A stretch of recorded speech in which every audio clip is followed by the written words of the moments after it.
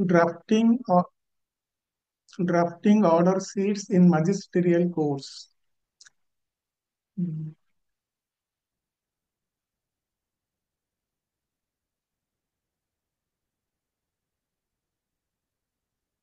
ତେଣୁ ଆଜିର ଯୋଉ ଡିସ୍କସନ ଆମେ ଲିମିଟ କରିବା drafting of order sheets in magisterial courts. ତାମାନେ ୟାର ପୁଣି ଅନ୍ୟ ଭାଗ ହେଇପାରେ ସେସନ୍ସ କୋର୍ଟର ଅର୍ଡର ସିଟ୍ ପାଇଁ ଆଉ କିଛି ଅଲଗା ହେଇପାରେ, ସିଭିଲ କୋର୍ଟର ଅର୍ଡର ସିଟ୍ ପାଇଁ ଆଉ କିଛି ଅଲଗା ହେଇପାରେ। ତେଣୁ ଆଜି ଆମେ କେବଳ ବିଗିନର୍ସ ମାନଙ୍କ ପାଇଁ କେବଳ ଗୋଟେ ଲିମିଟେଡ ପର୍ପସରେ ଆମେ ଡିସ୍କସନ କରିବା ଯେ ମାଜିଷ୍ଟେରିଆଲ କୋର୍ଟର ଅର୍ଡର ସେଟ୍କୁ କେମିତି ଡ୍ରାଫ୍ଟ କରିହେବ, କେମିତି ଲେଖିହେବ। ତେଣୁ ସେଇ ଟପିକରେ ଆମର ଡିସ୍କସନ ଆଜି ଲିମିଟ କରିବା। ତେଣୁ ମୁଁ ସମସ୍ତଙ୍କୁ ସ୍ୱାଗତ କରୁଛି ଆଉ ମାନ୍ୟବର ଜିଲ୍ଲା ଜଜଙ୍କୁ ମଧ୍ୟ ମୁଁ କୃତଜ୍ଞତା ଜଣାଉଛି। ଆଚ୍ଛା, ଆଜିର ଟପିକ ହଉଛି order seat in magisterial courts. ତେଣୁ ପ୍ରଥମେ ଦେଖନ୍ତୁ, ଅର୍ଡର ସିଟ୍ କହିଲେ ତ ଗୁଡ଼ାଏ ଜିନିଷ ଆସିବ। ତା ଭିତରେ ମୁଁ କହୁଛି ଯେ ଆମର ଯେତେ ଅର୍ଡର ସିଟ୍ ହଉଛି ମାଜିଷ୍ଟେରିଆଲ କୋର୍ଟସରେ ମୁଖ୍ୟତଃ ଦି ଭାଗରେ ବିଭକ୍ତ କରାଯାଇପାରେ।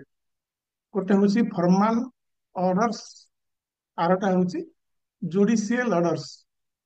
ଆପଣ ମାନେ ବୁଝିପାରୁଥିବେ ଜୁଡିସିଆଲ ଅର୍ଡର୍ସ ମାନେ ଯୋଉଠି ଜଜ୍ ତାଙ୍କର ଜୁଡିସିଆଲ ଡିସ୍କ୍ରିସନ ଆପ୍ଲାଏ କରନ୍ତି। ବେଲ୍ ଅର୍ଡର ଫର ଏକ୍ସାମ୍ପଲ 285 ଅଫିସର ବ୍ୟବହାର କଲେ କିଛି ଜିନିଷ ଅଛି।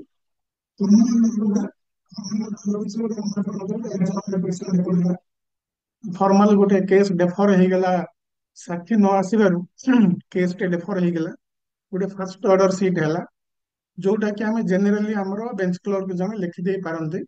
ସେଇଟା ହେଲା ଫର୍ମାଲ ଅର୍ଡର ସିଟ୍। ତେଣୁ ଆମେ କେବଳ ସେଇ ପାର୍ଟ ହିଁ ଆଲୋଚନା କରିବା। ତ ଆଜିର ଆମର ଆଲୋଚନା ମାଜିଷ୍ଟେରିଆଲ କୋର୍ଟରେ ବ୍ୟବହାର ହେଉଥିବା ଫର୍ମାଲ ଅର୍ଡର କେମିତି ଡ୍ରାଫ୍ଟିଂ କରିହବ। ତେଣୁ ଏଇ ଡ୍ରାଫ୍ଟିଂ କରିବା ଆଗରୁ କାହିଁକି ଦରକାର ନା, ପ୍ରାୟ ଆପଣ ମାନେ ଜାଣିଥିବେ ଯେତେ ଫର୍ମାଲ ଅର୍ଡର ପ୍ରାୟତଃ ବେଞ୍ଚ କ୍ଲର୍କ ମାନେ ଲେଖନ୍ତି ବା ଡିଲିଂ ଆସିଷ୍ଟାଣ୍ଟ ଲେଖନ୍ତି। ଜଜ୍ଙ୍କର ଏତିକି ସମୟ ନାହିଁ ସେ ଫର୍ମାଲ ଅର୍ଡରକୁ ଟାଇମ ଦେଇପାରିବେ। ତେଣୁ ବେଞ୍ଚ କ୍ଲର୍କଙ୍କର ଡ୍ୟୁଟି ହେଲା ସେ ଫର୍ମାଲ ଅର୍ଡରକୁ ଡ୍ରାଫ୍ଟ କରିକି ପିଓଙ୍କ ପାଖରେ ପ୍ଲେସ୍ କରିବେ। ପିଓ ସାଇନ୍ କରିବା ପରେ that becomes A order, final order. ତେଣୁ ବେଞ୍ଚ କ୍ଲର୍କ ହଉ କି ଡିଲିଂ ଆସିଷ୍ଟାଣ୍ଟ ହଉ ସେ ଜାଣିବା ଦରକାର ଗୋଟେ ଫର୍ମାଲ ଅର୍ଡରରେ କଣ କଣ ସବୁ ବେସିକ ଜିନିଷ ନିହାତି ରହିବା ଦରକାର। ଡ୍ରାଫ୍ଟିଂ ସ୍କିଲ୍ ଦରକାର, ନଲେଜ ଅଫ୍ ଲା ଦରକାର, ଏଗୁଡାକ ଠିକ କଥା।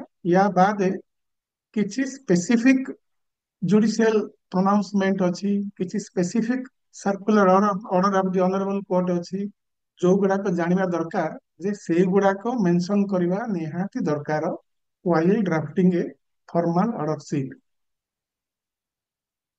ତେଣୁ କଣ କଣ ସବୁ ଜାଣିବା ଦରକାର ଆମେ ଆସ ଦେଖିବା।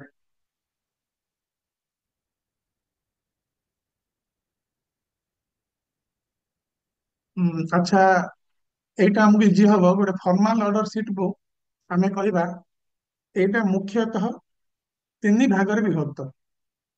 ଗୋଟେ ହେଲା ଗୋଟେ ଫର୍ମାଲ ଅର୍ଡର ସିଟ୍ ର ପ୍ରଥମ ପାର୍ଟ ଆସିବ background of the case or previous direction for what purpose it is posted. Order sheet ଲେଖିବା ପରେ ଫାଷ୍ଟ ଅର୍ଡର ସିଟ୍ କୁ ଛାଡିକିରି ଅନ୍ୟ ଅର୍ଡର ସିଟ୍ ଡ୍ରାଫ୍ଟିଂ କଲା ବେଳେ ପ୍ରଥମେ ଲେଖିବା ଦରକାର ଯେ କୋଉ ପର୍ପସରେ ଏଇଟା ପୋଷ୍ଟିଂ ଥିଲା, ଲାଷ୍ଟ ଡେଟରେ ଯୋଉଠି ସରିଛି ତାର କଣ୍ଟିନ୍ୟୁଟି କେମିତି ଆସିବ। ଲାଷ୍ଟ ଅର୍ଡର ସିଟ୍ରେ କେସ୍ଟା ଯୋଉଥିପାଇଁ ପୋଷ୍ଟିଂ ଥିଲା ସେଇଠୁ ଆରମ୍ଭ ହବ ନା। ତେଣୁ କୋଉଥିପାଇଁ ପୋଷ୍ଟିଂ ଥିଲା ସେଇଟା ଲେଖିବା ଦରକାର। ଯେମିତି ଆମେ ଲେଖୁ the case is posted for evidence of the remaining prosecution witnesses. ଏଟା ଲେଖିଲେ ଜଣା ପଡିବ ଯେ ଏଇ ପର୍ପସରେ କେସ୍ଟା ପୋଷ୍ଟିଂ ଥିଲା।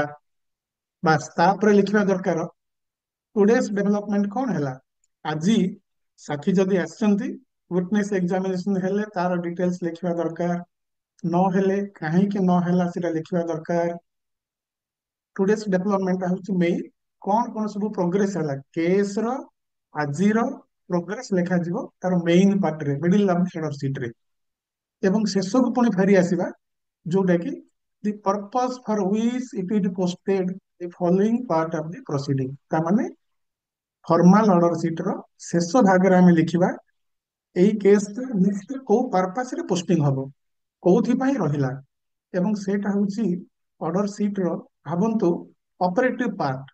ମାନେ କଣ ପାଇଁ ରହିଲା, ଜଜ ତା ଦେହରେ ଡାଇରେକ୍ସନ ଦେବେ କୋଉ ପର୍ପସ ରେ ରହିଲା, କିଏ କଣ କରିବ, ସାକ୍ଷୀକୁ ସମନ କରାହବ, କି ଡିଫଲ୍ଟ ରହିଲେ ୱାରେଣ୍ଟ ଯିବ, କି ଆଉ କିଛି ଡାଇରେକ୍ସନ ଥିବ ପ୍ରୋସିକ୍ୟୁସନକୁ ଡକୁମେଣ୍ଟ ପାଇଁ, ଯାହା ରହିଲା ସେମିତିକାର ସେଇ ପାର୍ଟ ହଉଛି, ଥାର୍ଡ ପାର୍ଟ ହଉଛି ଗୋଟେ ସ୍ପିକିଂ କ୍ଲିୟର ଅର୍ଡର ହବ ଯେ କୋଉ ପର୍ପସ ରେ କେସ୍ ଟା ପୋଷ୍ଟିଂ ହେଲା।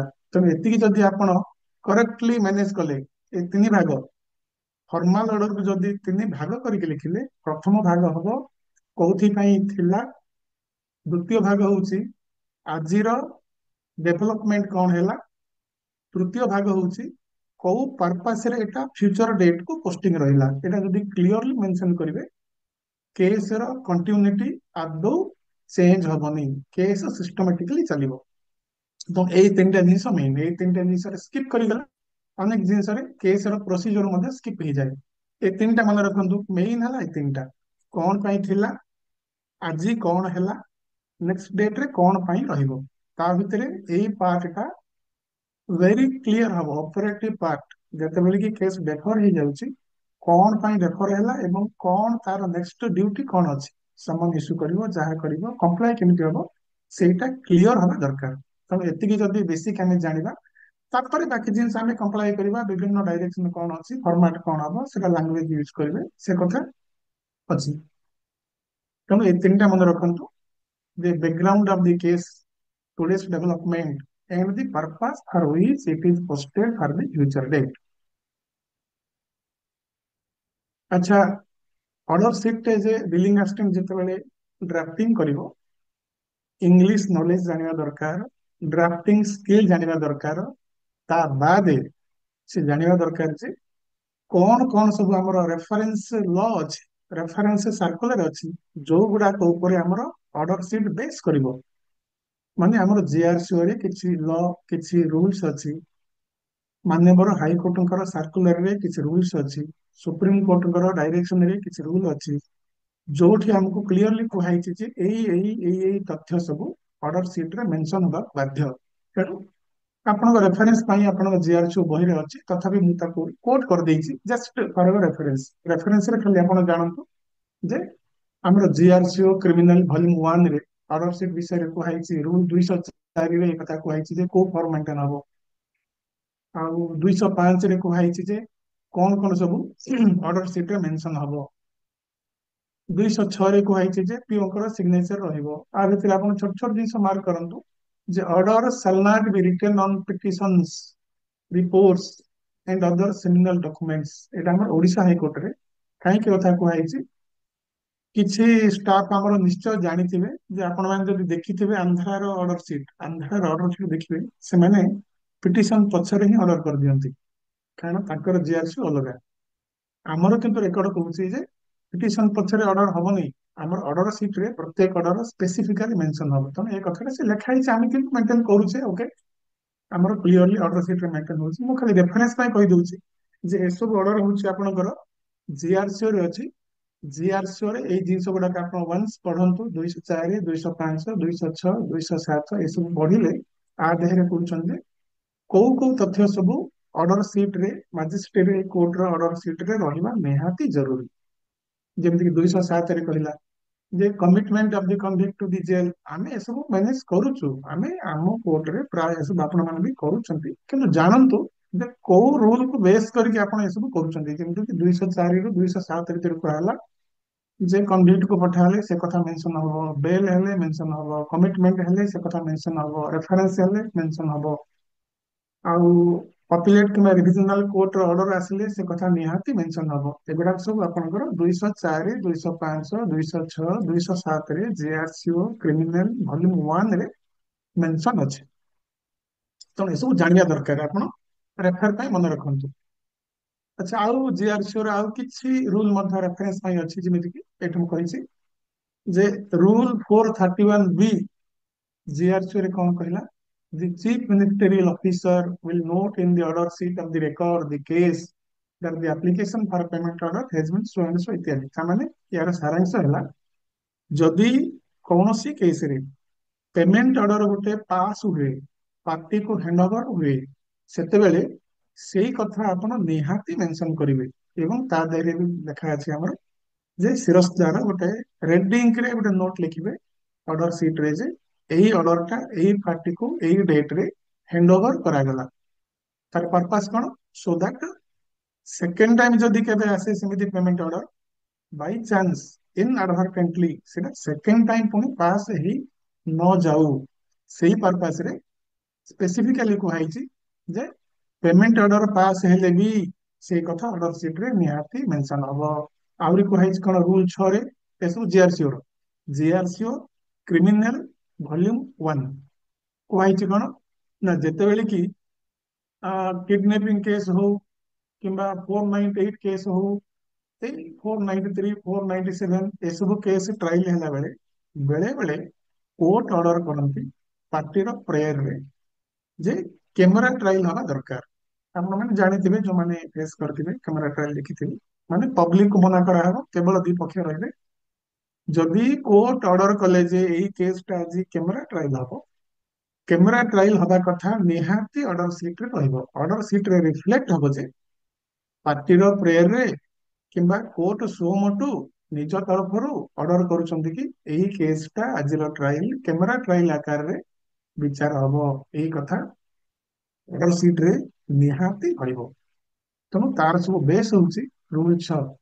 ଆପଣ ଜାଣିବା ଦରକାର କ୍ୟାମେରା ଟ୍ରାଏଲ ହେଲା କିନ୍ତୁ ଆପଣ ଅର୍ଡର ସିଟରେ ଲେଖିଲେନି, ତେଣୁ ଭବିଷ୍ୟତରେ କେବେ ରେଫରେନ୍ସ ହେଲେ ଜଣା ପଡିବନି ଯେ ଏଇ କେସଟା ଏଇ ଡେଟରେ ଅର୍ଡର ସିଟ୍ ନଥିଲେ କେମିତି ଜାଣିବେ ଯେ କ୍ୟାମେରା ଟ୍ରାଏଲ ହେଇଥିଲା ବୋଲି। ତେଣୁ କ୍ୟାମେରା ଟ୍ରାଏଲ ହେଲେ ନିହାତି ନୋଟ ହବ। ପେମେଣ୍ଟ ଅର୍ଡର ଯେତେବେଳେ ପାସ୍ ହବ ସେତେବେଳେ ବି ନୋଟ ହବ। ମୁଁ ପ୍ରଥମେ କହୁଛି କୋଉ କୋଉ ଅକେଜନରେ ଅର୍ଡର ସିଟ୍ ଲେଖିବା ଜରୁରୀ, ଆପଣ ତାକୁ ସ୍କିପ୍ କରିପାରିବେ ନାହିଁ। ଆଚ୍ଛା, ଆଉ କିଛି ଅଛି ଆମର ଅନରେବଲ କୋର୍ଟଙ୍କର ସାର୍କୁଲାର, ମାନେ କୋଉ କୋଉ ଫ୍ୟାକ୍ଟ ଅର୍ଡର ସିଟ୍ ରେ ନୋଟ ହବା ନିହାତି ଜରୁରୀ। ମୁଁ ଯେମିତିକି ଗୋଟେ ଦିଟା କଥା କହିଲି, କ୍ୟାମେରା ଟ୍ରାଏଲ ଲେଖିବା ନିହାତି ଦରକାର, payment of order payment order pass ନିହାତି ଲେଖିବା ଜରୁରୀ। ସେମିତି ଆଉ କିଛି ଅଛି ଯେ ଏଠି ମୁଁ ଲିଖିଛି noting of PR number in dormant order. ଆଚ୍ଛା, ଆପଣ ଦେଖନ୍ତୁ ଏଠି ଅଛି ଯେ ଆମର ଯେତେବେଳେ କି ଗୋଟେ କେସକୁ ଡରମାଣ୍ଟରେ ପ୍ଲେସ୍ କରି ଦିଆଯାଏ, ଡରମାଣ୍ଟରେ ପ୍ଲେସ୍ କଲେ ଆମେ ଲେଖିଦଉ ତାର 326A B C D ଅଛି। ଆପଣ ମାନେ ଯୋଉମାନେ ଡିଲ୍ କରିଛନ୍ତି ଜାଣିଥିବେ, ଜେନେରାଲ ଫାଇଲଟେ କିମ୍ବା ଟ୍ରାଏଲ ଫାଇଲଟେ ଡରମାଣ୍ଟକୁ ଗଲା, ଡରମାଣ୍ଟ କାହିଁକି ହେଲା ଆପଣ ତ ନୋଟ୍ କରିବେ। କିନ୍ତୁ ସେଠି ମାନ୍ୟବର ହାଇକୋର୍ଟଙ୍କର ସାର୍କୁଲାର ନମ୍ବର ଅଛି, ଏଇଟା ଏଇଟା ମୁଁ ନୋଟ୍ କରୁଛି। ଏଠି ନାହିଁ, ଏଟା ହଉଛି ଏଇଟା the order of Odisha high court so next slide. ଏଟା ଯେ ଓଡ଼ିଶା ହାଇକୋର୍ଟଙ୍କର ସାର୍କୁଲାର ଅଛି, ଯୋଉଠି ମାନ୍ୟବର ହାଇକୋର୍ଟ କହିଛନ୍ତି ଗୋଟିଏ କେସ୍ ରେକର୍ଡ ଯଦି ଡରମାଣ୍ଟରେ ପ୍ଲେସ୍ ହୁଏ, ଆପଣଙ୍କର ଯଦି ତା ଦେହରେ warrant process under section 82 83 CRPC issue ନିଶ୍ଚୟ ହେଇଥିବ, ସେଇ ଫ୍ୟାକ୍ଟ ମାନେ ସେଇ ୱାରେଣ୍ଟ କିମ୍ବା processor PR number, despatch number, ଯୋଉ ଆପଣ R10 ରେ ଇସ୍ୟୁ କରିକି ଗୋଟେ ନମ୍ବର ଦେଇଥିବେ, ସେଇ ନମ୍ବରଟା ଅର୍ଡର ସିଟରେ ନୋଟ ହବା ଜରୁରୀ। ଆପଣ ସବୁ ଲେଖିଲେ, ଅର୍ଡର ସିଟ୍ ଲେଖିଲେ ଯେ କାହିଁକି ହେଲା କଣ ହେଲା ଠିକ, କିନ୍ତୁ ଯଦି ନୋଟ ନ ଲେଖିଲେ ତ violation of the circular of honourable court ହେଲା। ତେଣୁ ଯୋଉମାନେ ବେଞ୍ଚ କ୍ଲର୍କ ସେମାନେ ଜାଣିବା ଦରକାର ଯେ ଡରମେଣ୍ଟ ପ୍ଲେସ୍ କରିବା ଅର୍ଡର ସିଟରେ NBW ଏବଂ ପ୍ରୋସେସ ଇସ୍ୟୁ ହବାର ଡେସ୍ପାଚ ନମ୍ବର ନୋଟ କରିବା ନିହାତି ଜରୁରୀ। ସେଇଟା ସେଇ ସାର୍କୁଲାରଟା ମଧ୍ୟ ଆପଣ ଚାହିଁଲେ ଦେଖିପାରିବେ। ମୁଁ ଏଠି ତାକୁ କଲେକ୍ସନ କରିଛି, ସେଇ ସାର୍କୁଲାରଟାକୁ। ଏଇ ସାର୍କୁଲାରଟା ଆପଣ ମାନେ ଦେଖନ୍ତୁ, ଆ ଦେହରେ ଏଇଠି ଏଇଠି ନୋଟ ହେଇଛି, ମୁଁ ଖାଲି ରେଫରେନ୍ସ ପାଇଁ ଆପଣଙ୍କୁ ଦେଇଛି ଯେ ହାଇକୋର୍ଟଙ୍କର ଗୋଟେ ସାର୍କୁଲାର ଅଛି ଯୋଉଠି ମୁଁ ନୋଟ କରିଛି, ଏଇଠି ଲେଖା ହେଇଛି ଯେ କ୍ଲର୍କ ଦି ଡିଲିଂ ଆସ୍ପେଣ୍ଡ ଅର୍ଡର ସିଟରେ NBW ଏବଂ ପ୍ରୋସେସର ଡେସ୍ପାଚ ନମ୍ବର ନୋଟ କରିବେ। ଏଟା ଜାଣିବା ଦରକାର ନା, ସୋ ଦ୍ୟାଟ ଆପଣ ପ୍ରପର ଅର୍ଡର ସିଟ୍ ଡ୍ରାଫ୍ଟିଂ କରିବେ ଯେ ଡରମାଣ୍ଟ ଅର୍ଡର ସିଟରେ ମୁଁ ଡେସ୍ପାଚ ନମ୍ବର ଲେଖିବି। ଲେଖିବାକୁ ପଡିବ, ନ ଲେଖିଲେ ଆପଣଙ୍କର ଗୋଟେ ଡିଫେକ୍ଟ ରହିଗଲା। ତେଣୁ ଏଇଟା ହଉଛି ସେଇ ହାଇକୋର୍ଟଙ୍କର ସାର୍କୁଲାରଟା, ତାକୁ ମୁଁ କଲେକ୍ସନ କରିଛି। ଆପଣ ଚାହିଁଲେ ଆକୁ ଭବିଷ୍ୟତରେ ନୋଟ୍ କରିପାରିବେ। ଏଇ ନୋଟଟା ହଉଛି 18 ସେପ୍ଟେମ୍ବର 1975 ର ସାର୍କୁଲାରଟା। ତେଣୁ ଏଠି ଯେ ମୁଁ କହିଲି ଯେ noting of PR number dormant order, ତେଣୁ ଜାଣିଲେ ଡରମାଣ୍ଟ କେସ୍ ରେକର୍ଡ ପ୍ଲେସ୍ ହେଲା ବେଳେ ଡରମାଣ୍ଟ କାହିଁକି ହେଲା ସେଟା ତ ଲେଖିବେ, ତା ସହିତ ୱାରେଣ୍ଟର ପ୍ରୋସେସର ପିଆର ନମ୍ବର ନିହାତି ଲେଖିବେ। ଗଲା। ନେକ୍ସଟ ହଉଛି ଆମର ମାନ୍ୟବର ହାଇକୋର୍ଟଙ୍କର ଡାଇରେକ୍ସନ ଅଛି, ତା ସହିତ ଜିଆରସିଓରେ ମଧ୍ୟ ନୋଟ୍ ଅଛି। ଏଠି ମୁଁ ସେଟା ନୋଟ୍ କରିଦେଇଛି ଯେ ସାର୍କୁଲାର ନମ୍ବରଟାକୁ ମୁଁ ନୋଟ୍ କରିଛି। ଯେତେବେଳେ ବି ଗୋଟେ ଏଡଜର୍ନମେଣ୍ଟ ହୁଏ, କେସ୍ ଗୋଟେ ଡେଫର ହୁଏ, ଡେଫର ହେଲେ ଆମେ ମାତ୍ର କାଜୁଆଲି ଗୋଟେ ଲେଖିଦଉ ଯେ ଫାଇଲ ସେ time petition heard it is allowed, କିନ୍ତୁ ଆମର ସାର୍କୁଲାର କହୁଛନ୍ତି ଯେ ଏଡଜର୍ନମେଣ୍ଟ ର ଗ୍ରାଉଣ୍ଡ କୁ ଆପଣ ନିହାତି ଲେଖିବେ। କେସ୍ ଟେ କାହିଁକି ଡେଫର ହେଲା, ଗ୍ରାଉଣ୍ଡ ଟା ଆପଣ ସର୍ଟକଟ ଲେଖନ୍ତୁ, କିନ୍ତୁ ଲେଖିବେ। ନ ଲେଖନ୍ତୁ ଛାଡିବେନି ଯେ ପାର୍ଟିର ସିକନେସ୍, ନନ୍ ଆଟେଣ୍ଡାନ୍ସ କିଛି ତ ହେଇଥିବ ନା, କିଛି ତ ଗୋଟେ ଗ୍ରାଉଣ୍ଡ ନେଇଥିବେ ନା, ସେ ଗ୍ରାଉଣ୍ଡ ଟା ଦେଖିଲେ ହିଁ ଅର୍ଡର ଟା ଜଷ୍ଟିଫାଇଂ ଅର୍ଡର ହବ। ଏଠି ଯେମିତି ଲେଖା ହେଇଛି ଯେ adjournment should not be granted casually or on mere asking। ଏ କଥା ଏ କଥା ଆପଣ ସାଟିସ୍ଫାଇ କରିବା ପାଇଁ ଯୋଉମାନେ ବେଞ୍ଚ କ୍ଲର୍କ ଅଛନ୍ତି, ଟାଇମ ପିଟିସନ ରେ ଆଲାଉ ହେଲେ ବି ଟ୍ରାଏ କରନ୍ତୁ ସଂକ୍ଷିପ୍ତରେ କୋଉ ଗ୍ରାଉଣ୍ଡ ରେ ତାଙ୍କୁ ଟାଇମ ଆଲାଉ ହଉଛି ସେଇ ଗ୍ରାଉଣ୍ଡ ଟା ଆପଣ ନୋଟ କରନ୍ତୁ, ସଂକ୍ଷିପ୍ତରେ ନୋଟ କରନ୍ତୁ। On the ground of sickness, on the ground of so and so. କାହିଁକି ନା ମାନ୍ୟବର ହାଇକୋର୍ଟଙ୍କର ଡାଇରେକ୍ସନ ଅଛି ଯେ ଏଡଜର୍ନମେଣ୍ଟ ର ଗ୍ରାଉଣ୍ଡ ଜରୁରୀ ଲେଖିବେ। ଦୁଇ ହେଲା, ଗୋଟେ ମୁଁ କହିଲି ଡରମାଣ୍ଡ ଅର୍ଡରରେ ପିଆର ନମ୍ବର ଲେଖିବେ, ଏଡଜର୍ନମେଣ୍ଟ ର ଗ୍ରାଉଣ୍ଡସ ଲେଖିବେ। ଆଚ୍ଛା, ଆପଣ ମାନେ ଆଉ ଗୋଟେ ଜାଣିଥିବେ ଯେ ଯୋଉଠି କି ଏକ୍ୟୁଜ ଗୋଟେ ଆରେଷ୍ଟ ହେଲା, ଫରୱାର୍ଡ ହେଲା, ଏକ୍ୟୁଜ ଟେ ଆରେଷ୍ଟ ହେଲା, ଡେ ୱାନ ରେ ଫରୱାର୍ଡ ହେଲା, ଆପଣଙ୍କର ମାଜିଷ୍ଟ୍ରେଟଙ୍କ ଆଗରେ ପ୍ରଡ୍ୟୁସ ହେଲା। ଆପଣ ମାନେ ପ୍ରାୟ ଲେଖନ୍ତି, ସମସ୍ତେ ଲେଖନ୍ତି accused complaints of no ill treatment by police file in police custody, ଏଇଟା କଣ ଲେଖନ୍ତି, ସମସ୍ତେ ଲେଖନ୍ତି। ଆଚ୍ଛା, ଏଇଟା କୋଉଠୁ, ମାନେ ଏଇ ଯୋଉ ୟାର ବେସ୍ କୋଉଠୁ ଆସିଲା ଯେ ଏମିତିକା ସାର୍କୁଲାର କିଛି ଗୋଟେ ନିହାତି ଥିବ ନା, ଯେ ଏକୁଶଟେ ପୋଲିସ କଷ୍ଟଡିରୁ ଆସିକି କୋର୍ଟରେ ହାଜର ହେଲେ ତାର ତାକୁ ଏନକ୍ୱାରି କରାଯିବ ଯେ ପ୍ରକୃତରେ ପୋଲିସ କଷ୍ଟଡିରେ ତା ସହିତ କିଛି ଇଲ୍ ଟ୍ରିଟମେଣ୍ଟ ହେଇଛି କି ନାହିଁ। ଏ କଥା ଆପଣ ଲେଖନ୍ତି, କିନ୍ତୁ ଏଥର ଜାଣନ୍ତୁ କାହିଁକି ଲେଖନ୍ତି। ଯେ ଏଠି ଆପଣ ଦେଖନ୍ତୁ ମାନ୍ୟବର ସୁପ୍ରିମ କୋର୍ଟଙ୍କର ଗୋଟେ ଡାଇରେକ୍ସନ ଅଛି ଏଇ କେସଟାରେ, ଶିଲା ବର୍ଷା ଭର୍ସେସ ଷ୍ଟେଟ ଅଫ ମହାରାଷ୍ଟ୍ର। ସେଇ ଜଜମେଣ୍ଟ ମୁଁ କଲେକ୍ସନ କରିଛି। ସେଇ ଜଜମେଣ୍ଟ ଆପଣ ଦେଖନ୍ତୁ, ସେଇ ଜଜମେଣ୍ଟର ଲାଷ୍ଟ ପାରାରେ, ସେଇ ଜଜମେଣ୍ଟରେ ଆପଣ ଲାଷ୍ଟ ପାରା ଦେଖନ୍ତୁ, ଏଠି ଲେଖା ହେଇଛି ଯେ you direct that the magistrate before whom an arrested person is produced shall inquire from the arrested person whether he has any complaint of torture or maltreatment in police custody। ତାମାନେ ଆମେ ଯୋଉ ଲେଖୁଛୁ accused complaints of no ill treatment, ଏଇଟା ମାନ୍ୟବର supreme କୋର୍ଟଙ୍କର ଗୋଟେ direction ପରେ ସମସ୍ତେ ଲେଖିବାକୁ ବାଧ୍ୟ ହେଇଛନ୍ତି।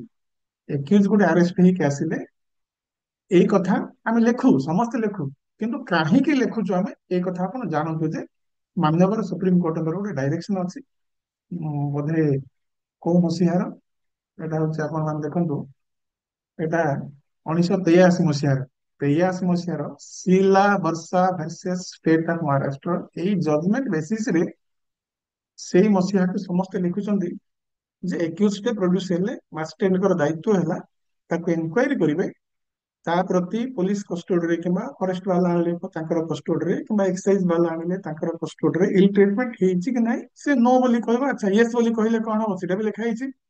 ଆମେ ଜେନେରାଲି ଆମର ପ୍ରାୟ ଅଧିକାଂଶ କେସରେ नो ଇଲ୍ ଟ୍ରିଟମେଣ୍ଟ ଲେଖୁ ଲେଖୁ, କିନ୍ତୁ ଆପଣ ମାନେ ଜାଣନ୍ତୁ କାହିଁକି ଲେଖାଯାଏ। ଏଥର ଆପଣ ଜାଣିଲେ ଏଇଟା ମାନ୍ୟବର ସୁପ୍ରିମ କୋର୍ଟଙ୍କର 1983 ମସିହାରେ ଗୋଟେ ଡାଇରେକ୍ସନ ଥିଲା ଯେ ପ୍ରତ୍ୟେକ ମାଜିଷ୍ଟ୍ରେଟ ଏକ୍ୟୁଜ ଗୋଟେ ପ୍ରଡ୍ୟୁସ ହେଲେ ପ୍ରଥମେ ତାକୁ କ୍ୱେଶ୍ଚିନ୍ କରିବେ ଯେ ପୋଲିସ କଷ୍ଟଡିରେ ତମ ପ୍ରତି କୌଣସି ଇଲ୍ ଟ୍ରିଟମେଣ୍ଟ ହେଇଛି କି ନାହିଁ। ଯଦି ନାହିଁ ତ ନାହିଁ, ଓକେ, नो ବୋଲି ଲେଖିବେ। ହଁ ହେଇଥିଲେ କଣ କରାଯିବ ସେଟା ବି ସେ ନ କରିବେ। ତେଣୁ ସେଟା ମୁଁ ରେଫରେନ୍ସ ଦେଇଛି ଏଠି, ଏଇ ମାନ୍ୟବର କୋର୍ଟଙ୍କର ଜଜମେଣ୍ଟର ଲିଙ୍କଟା ବି ଦେଇଛି, ଆପଣ ମାନେ ଚାହିଁଲେ ଆକୁ ଆକ୍ସେସ୍ କରିପାରିବେ। କାରଣ ମୁଁ ଚାହୁଁଛି ଆପଣ ମାନେ ଜାଣନ୍ତୁ, ଜୁନିୟର ବେଞ୍ଚ କ୍ଲର୍କରେ ମଧ୍ୟ ଜାଣୁ ଯେ ନୋ ଇରିଟେଟ୍ ମାନେ କାହିଁକି ଲେଖାଯାଉଛି, କିଏ କହିଲା, କୋଉଠି ସେ ଡାଇରେକ୍ସନ ଅଛି, କୋଉଠି ଡାଇରେକ୍ସନ ଅଛି ଯେ ଏଇ କଥା ଲେଖିବା ପାଇଁ। ଆମେ କମ୍ପ୍ଲାଏ କରୁଛୁ, ଡାଇରେକ୍ସନରେ ଆମେ ନିହାତି କମ୍ପ୍ଲାଏ କରୁଛୁ, ଅର୍ଡର ସିଟରେ ଏଇ କଥା ଲେଖିବା ପାଇଁ ବାଧ୍ୟ। ନ ଲେଖିଲେ ଏଇ ଡାଇରେକ୍ସନର ଭାଉଲେସନ ହବ, ତେଣୁ ଏଇଟା ଆପଣ ଜାଣିବା ଦରକାର। ଆଚ୍ଛା ସେଇଟା ମୁଁ ଏଠି ସେ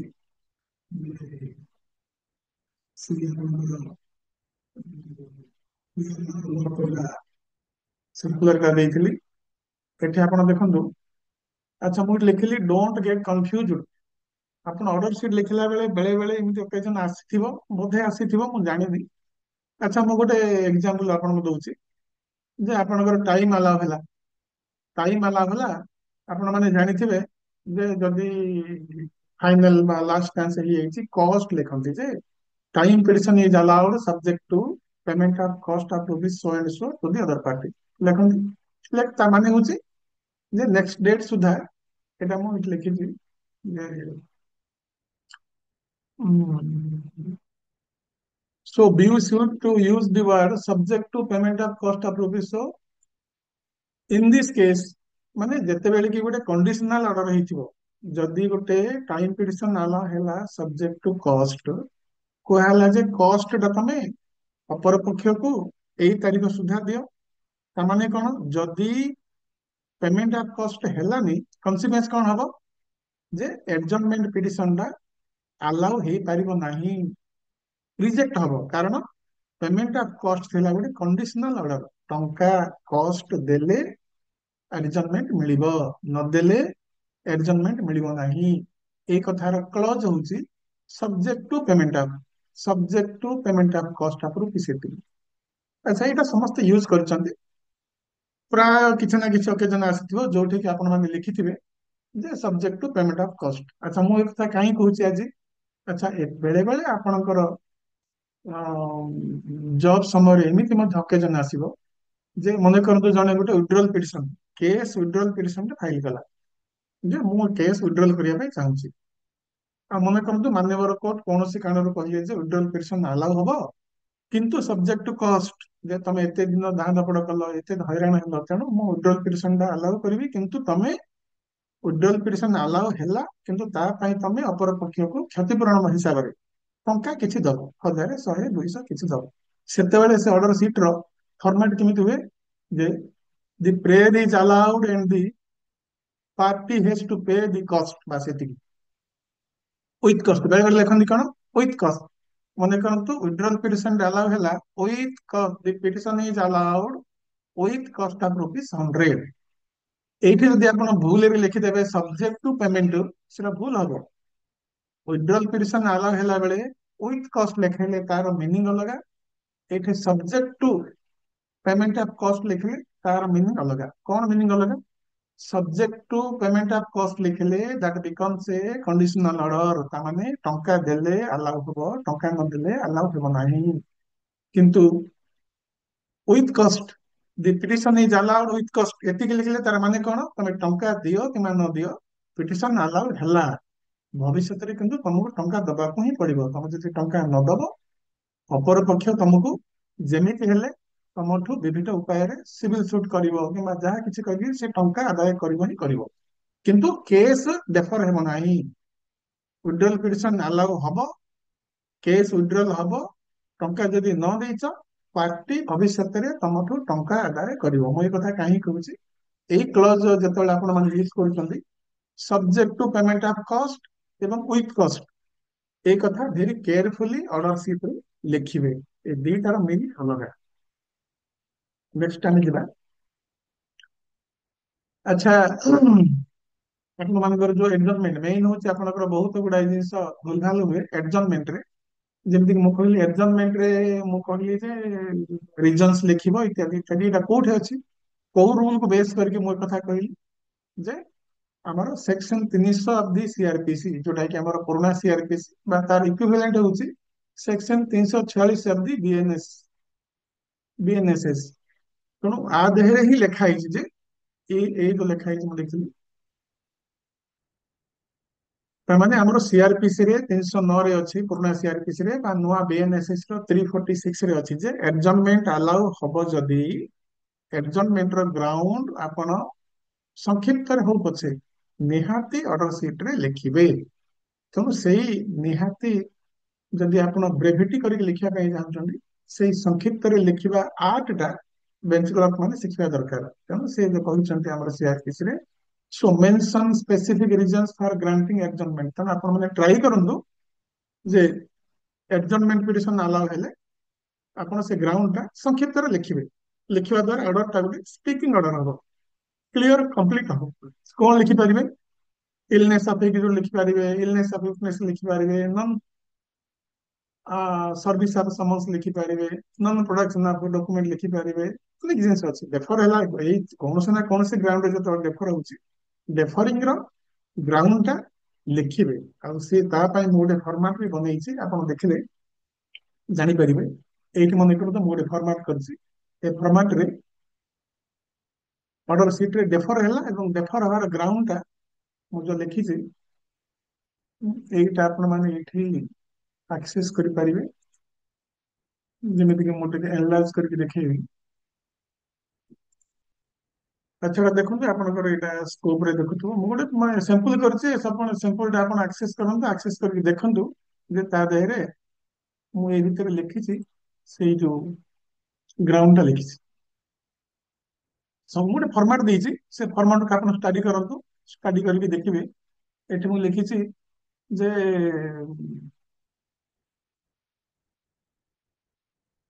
ଡକୁମେଣ୍ଟ, ଆଚ୍ଛା ପ୍ରସିକ୍ୟୁସନ ଟାଇମ ମାଗିଲେ ଯେ ଗୋଟେ ନିର୍ଦ୍ଦିଷ୍ଟ ଡକୁମେଣ୍ଟ ଅଛି, ଡକୁମେଣ୍ଟ ବିନା ସାକ୍ଷୀ ହେଇପାରିବନି। ତେଣୁ ନ୍ୟାଚୁରାଲି ଡକୁମେଣ୍ଟ ବିନା ସାକ୍ଷୀ ହେଇପାରିବନି, ମାନେ କୋର୍ଟ ଗୋଟେ ଜଷ୍ଟିଫାଇଡ ଗ୍ରାଉଣ୍ଡ ପାଇଲେ, ତେଣୁ କେସ୍ ଡେଫର ହେଲା। ମୁଁ ସିମ୍ପଲ ଦେଖେଇଛି, ସିମ୍ପଲ ଟା ଆପଣ ମାନେ ଆକ୍ସେସ କରିକି ଦେଖିପାରିବେ। ଆଚ୍ଛା ଆଉ ଗୋଟେ ମୁଁ ଦେଖିଲି ଯେ, ମୁଁ ଏ କଥା କାହିଁକି ଆଜି ଏଇଟା ନୋଟ କରିଛି ଯେ ଆପଣ ମାନଙ୍କର ଗୋଟେ ଅଭ୍ୟାସ ଅଛି, କ୍ରିମିନାଲ କେସରେ ଜେନେରାଲି ପାର୍ଟି ଯେତେବେଳେ ଭକାଲତନାମା ଫାଇଲ କରୁଛି, ଭକାଲତନାମା ଫାଇଲ କରୁ କରୁ ଆପଣ ମାନେ ଲେଖନ୍ତି ଯେ ପାର୍ଟି ବା advocate so and so file vakalatnama which is accepted, ଆପଣ ଲେଖନ୍ତି। ଭୁଲ ବି କିଛି ନାହିଁ। ଯେ ଆପଣ ଖାଲି କଣ ଦେଖନ୍ତି, ଭକାଲତନାମା ଟା ଫାଇଲ କଲେ ଆପଣ ଦେଖନ୍ତି ଯେ ପ୍ରପରଲି ସାଇନ ହେଇଛି କି ନାହିଁ, କୋର୍ଟ ଫି ଲାଗିଛି କି ନାହିଁ, ବା ୱେଲଫେୟାର ଫି ଲାଗିଛି କି ନାହିଁ, ଏକ୍ୟୁଜର ସାଇନ ଅଛି କି ନାହିଁ, ଆଡଭୋକେଟଙ୍କର ତାଙ୍କର ସେ ରେଜିଷ୍ଟ୍ରେସନ ନମ୍ବର ଅଛି କି ନାହିଁ, ମୋବାଇଲ ନମ୍ବର ଅଛି କି ନାହିଁ, ଏସବୁ ଦେଖନ୍ତି। ପ୍ରାୟ ଥାଏ ବା ଆପଣ ଲେଖନ୍ତି ଭକାଲତନାମା ଇଜ ଆକ୍ସେପ୍ଟେଡ। ଠିକ ଅଛି, କିନ୍ତୁ ମୁଁ କହୁଛି ଯେ ଏଇ ଜିନିଷ ଆପଣ ସବୁବେଳେ, ଆପଣଙ୍କ ଜବ୍ କଲା ବେଳେ ଆପଣ ସବୁବେଳେ ମାଜିଷ୍ଟ୍ରେରିଆଲ କୋର୍ଟରେ କାମ କରିବେନି, ବେଳେ ବେଳେ ଆପଣ ମଧ୍ୟ ଫ୍ୟାମିଲି କୋର୍ଟକୁ ଯିବେ। ତେଣୁ ଫ୍ୟାମିଲି କୋର୍ଟରେ ଏମିତି ଗୋଟେ ପ୍ରୋଭିଜନ ଅଛି, ଫ୍ୟାମିଲି କୋର୍ଟରେ vakalatnama as a matter of rule accept ହୁଏନି, ଅନଲାଇକ୍ ଅଦର କେସେସ୍। ଅନ୍ୟ ସବୁ କୋର୍ଟରେ କଣ, ଭକାଲତନାମା ଫାଇଲ କଲେ ନ୍ୟାଚୁରାଲି ସେଟା ଆଲାଉ ହେଇଯିବ, ଆକ୍ସେପ୍ଟ ହେଇଯିବ, ଯଦି ପ୍ରଥମ ଥର ଫାଇଲ ହେଇଛି। କିନ୍ତୁ ଫ୍ୟାମିଲି କୋର୍ଟରେ କଣ ହୁଏ, ଭକାଲତନାମା ଫାଇଲ କରିବାର ମାନେ ସେଟା ଆକ୍ସେପ୍ଟ ହବ କି ନାହିଁ, ପ୍ରିଜାଇଡିଂ ଜଜଙ୍କର ଗୋଟେ ଡିସ୍କ୍ରିପସନ ଅଛି ଯେ ସେ ଚାହିଁଲେ ଭକାଲତନାମା ଆକ୍ସେପ୍ଟ କରିବେ, ଚାହିଁଲେ ଆକ୍ସେପ୍ଟ କରିବେ ନାହିଁ। ତେଣୁ ସେଇ ଜିନିଷଟା କୋଉଠି ଅଛି, ସେଇ ଜିନିଷଟା ଆପଣଙ୍କର section 13 of family courts act, ସେଟା ଆପଣ ମୁଁ ଆକ୍ସେସ କରିକି ଦେଖଉଛି ଆପଣ ମାନଙ୍କୁ ଅନଲାଇନରେ, ଡେଟ୍ ଲେଖା ହେଇଛି। ସେକ୍ସନ 13 ଅଫ ଫ୍ୟାମିଲି କୋର୍ଟ ଆକ୍ଟରେ କହୁଛି ରାଇଟ ଟୁ ଲିଗାଲ ରିପ୍ରେଜେଣ୍ଟେସନ, ମାନେ ଜଣେ ଓକିଲ ଏଙ୍ଗେଜ କରିବା ପାଇଁ ତାକୁ ଡିସ୍କ୍ରିପସନ ଦିଆଯିବ କୋର୍ଟଙ୍କର, ସିଏ ନିହାତି କହିପାରିବନି ଆଜ୍ଞା ମୁଁ ଓକିଲ ଦେବି ହିଁ ଦେବି, ବାଧ୍ୟ ନୁହଁ, କୋର୍ଟ ଚାହିଁଲେ ଦବ ନହେଲେ ନାହିଁ। ତେଣୁ ଏଇଟା ଆପଣ ମାନେ କେତେବେଳେ ଦେଖିଲେ ଆକୁ, ଏଇଟା provided that if family court consider it necessary in the interest of justice, it may seek the assistance of a legal expert as amicus curiae। ସେମାନେ ମୁଁ ଏ କଥା କାହିଁ କହୁଛି ଯେ ଆପଣଙ୍କର ଅଭ୍ୟାସ ଯେମିତି ଅଛି କି ଯେକୌଣସି କେସରେ ଭକାଲତନାମା ଦେଲେ ଆପଣ ଲେଖି ଦିଅନ୍ତି ଭକାଲତନାମା ଇଜ ଆକ୍ସେପ୍ଟେଡ। ସବୁବେଳେ ଆଖି ବୁଝିକି ବି ଲେଖିଦେବେନି ଭକାଲତନାମା ଆକ୍ସେପ୍ଟେଡ। ଭବିଷ୍ୟତରେ କେବେ ଯଦି ଆପଣ ଫ୍ୟାମିଲି କୋର୍ଟରେ କାମ କରନ୍ତି, ଆପଣ କ୍ଲିୟର ହେଇଯାଆନ୍ତୁ ଫ୍ୟାମିଲି କୋର୍ଟରେ ଭକାଲତନାମା ଆକ୍ସେପ୍ଟ ହବ କି ନାହିଁ ସେଇଟା ଫର୍ମାଲ ଅର୍ଡର ନୁହେଁ, ସେଟା ଗୋଟେ ଜୁଡିସିଆଲ ଅର୍ଡର ହବ। ସେଟା ପିଓଙ୍କ ଆଗରେ ପ୍ଲେସ୍ ହବ, ସେ ଆର୍ଗୁମେଣ୍ଟ କରିବେ, ତାକୁ ଗୋଟେ ଏକମ୍ପାନିଂ ପିଟିସନ ଦେବେ, ସେ ପିଟିସନ ଆଲାଉ ହେଲେ वकालतनामा पिटिशन वकालतनामा ଆଲାଉ ହବ, ନ ହେଇପାରେ ମଧ୍ୟ। କାରଣ ଫ୍ୟାମିଲି କୋର୍ଟରେ ପାର୍ଟି ନିଜେ ନିଜକୁ ଡିଫେଣ୍ଡ କରିପାରିବ, ନିଜେ ନିଜର କେସକୁ ପ୍ରୋସିଡ କରିପାରିବ। ତେଣୁ ମୁଁ କାହିଁକି ଏ କଥା କହୁଛି ଯେ ଆପଣ ମାନେ ଭାବନ୍ତୁନି ଭକେସନାମା ଆକ୍ସେପ୍ଟ ହବାଟା ଗୋଟେ ସବୁବେଳେ ଫର୍ମାଲ ଅର୍ଡର ନୁହେଁ। ଫ୍ୟାମିଲି କୋର୍ଟରେ ସେଟା ଗୋଟେ ଜୁଡିସିଆଲ ଅର୍ଡର ହୁଏ, ଅଦରୱାଇଜ ଏଟା ଗୋଟେ ଫର୍ମାଲ ଅର୍ଡର ହୁଏ। ଆପଣ ମାନେ ଫ୍ୟାମିଲି କୋର୍ଟ ଛଡା ଅନ୍ୟ ସବୁବେଳେ ଲେଖନ୍ତୁ ଭକେସନାମା ଆକ୍ସେପ୍ଟେଡ, କିନ୍ତୁ ଫ୍ୟାମିଲି କୋର୍ଟରେ କେବେ ଲେଖିଦେବେନି ଭକେସନାମା ଫାଇଲ ହଉ ହଉ ଭକେସନାମା ଇଜ ଆକ୍ସେପ୍ଟେଡ। ପିଓଙ୍କ ଆଗରେ ପ୍ଲେସ୍ ହବ, ଆଲାଉ ହେଇପାରେ, ନ ହେଇପାରେ। ତେଣୁ ଏଇଟା ଆପଣ ମାନେ ଜାଣନ୍ତୁ, ଜାଣନ୍ତୁ ଯେ ଭକାଲତନାମା ଆକ୍ସେପ୍ଟେନ୍ସ ଟା ବେଳେ ବେଳେ ଫର୍ମାଲ ଅର୍ଡର, ବେଳେ ବେଳେ ଜୁଡିସିଆଲ ଅର୍ଡର। କେବଳ ଫ୍ୟାମିଲି କୋର୍ଟ ମ୍ୟାଟରରେ that is a judicial order. ତେଣୁ ବି କସିୟସ୍। ଆଚ୍ଛା, ତାର ମୁଁ ଗୋଟେ ସିମ୍ପଲ ଦେଇଛି ଯେ ଫ୍ୟାମିଲି କୋର୍ଟରେ ଭକାଲତନାମା ଆକ୍ସେପ୍ଟ ହେଇପାରେ କି? ହଁ ହେଇପାରେ, ଏଇ ଗ୍ରାଉଣ୍ଡ ଅଛି। ଆ ଦେହରେ ମୁଁ ଲେଖିଛି ଯେ ଫ୍ୟାମିଲି କୋର୍ଟରେ ଯଦି ଜଜ୍ ଚାହିଁଲେ ଭକାଲତନାମା ଆକ୍ସେପ୍ଟ କରିବେ, ସେ ଆକ୍ସେପ୍ଟ କରିବେ। କଣ ହବ ଗ୍ରାଉଣ୍ଡ?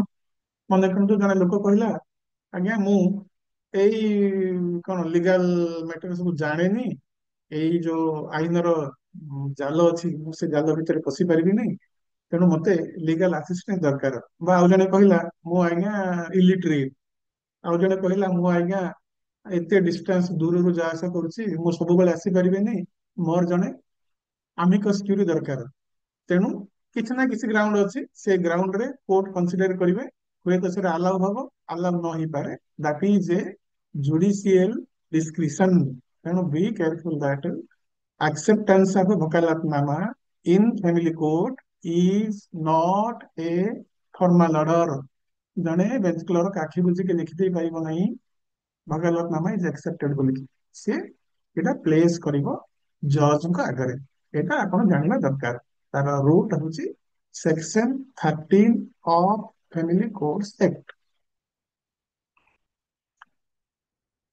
ଆଚ୍ଛା, ତାପରେ ମୁଁ କଣ କରିଛି, ଆପଣ ମାନେ ପ୍ରାୟ ଏଗୁଡାକ ଜାଣିଛନ୍ତି, କିନ୍ତୁ ବେଳେ ବେଳେ ଛୋଟ ଛୋଟ ଜିନିଷ ମନେ କରନ୍ତୁ, ଗୋଟେ ଫାଇନାଲ କ୍ଲିୟର ଆସିଲା, ଚାର୍ଜସିଟ୍ ଆସିଲା, ଚାର୍ଜସିଟ୍ ଆସିଲେ ଆପଣ କଗ୍ନିଜେନ୍ସ ନେଉଛନ୍ତି। ଆଉ ଏଟା ତ ସମସ୍ତେ ଜାଣିଛନ୍ତି, ତଥାପି ମୁଁ ଆପଣ ରେଫରେନ୍ସ ପାଇଁ ଖାଲି କହିଦଉଛି ଯେ କଗ୍ନିଜେନ୍ସ ଅର୍ଡରରେ ଆପଣଙ୍କର ଅର୍ଡର ସିଟ ରେ ନିହାତି ରହିବ ଯେ ପିଓ ବା କୋର୍ଟ ପ୍ରସିକ୍ୟୁସନ ଦବା ସମସ୍ତ ପେପରକୁ ଅନୁଧ୍ୟାନ କଲେ, ନିରୀକ୍ଷଣ କଲେ, ହି ହେଜ ଗନ୍ ଥ୍ରୁ ଅଲ ଦି ପେପର୍ସ, ଏବଂ ପ୍ରାଇମା ଫେସି କେସ୍ ଗୋଟେ ମେଡ୍ ଆଉଟ୍ ହଉଛି। ଏଇ ଯୋଉ ଲାଙ୍ଗୁଏଜ ଗୁଡାକ ମୁଁ କାହିଁକି ଗୋଟେ କହୁଛି, କଗ୍ନିଜେନ୍ସ ଅର୍ଡରରେ କୋଉ କୋଉ କ୍ଲଜ ରହିବା ଜରୁରୀ। ଯେମିତି କି ଗୋଟେ କ୍ଲଜ ହେଲା ଯେ ଦି court has gone through the papers, ଏଇ କ୍ଲଜ ଟା ରହିବା ଦରକାର। ପୁଣି ରହିବା ଦରକାର ଗୋଟେ ପ୍ରାଇମା ଫେସି କେସ୍ ମେଡ୍ ଆଉଟ୍ ହେଉଛି କି ନାହିଁ। ଆପଣ ସବୁ ଲେଖିବେ, ଏଇଆ ଦେଲେ ସେଇଆ ଦେଲେ 1 2 3 4 5 ଏସବୁ ପେପର ଦେଲେ, ଏସବୁ ତ ଲେଖିବେ, କିନ୍ତୁ ଏଇ ଯୋଉ କ୍ଲଜ ଗୁଡାକ ଜୁଡିସିଆଲ କ୍ଲଜ ଗୁଡାକ ୟୁଜ କରିବେ ଯେ court has gone through the paper, ଆଉ ଲେଖିବେ ପ୍ରାଇମା ଫେସି କେସ୍ ଗୋଟେ ମେଡ୍ ଆଉଟ୍ ହଉଛି। ବାକି ସବୁ ଲେଖିବେ କଣ ହେଲା, କିଏ ଦେଲା କଣ, ତାପରେ ଲେଖିବେ ଯେ cognizance of the offence is taken.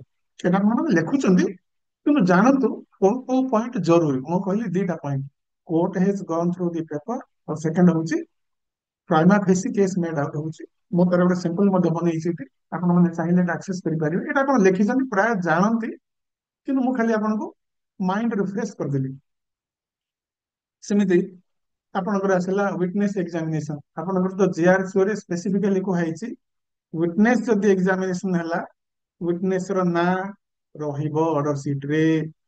ଯଦି ଏକ୍ସିବିଟ ମାର୍କ ହେଲା, କଣ କୋଉ ଡକୁମେଣ୍ଟ କିଭଳି ଏକ୍ସିବିଟ ମାର୍କ ହେଲା, ଏଟା ସ୍ପେସିଫିକାଲି ରହିବ ଅର୍ଡର ସିଟ ରେ।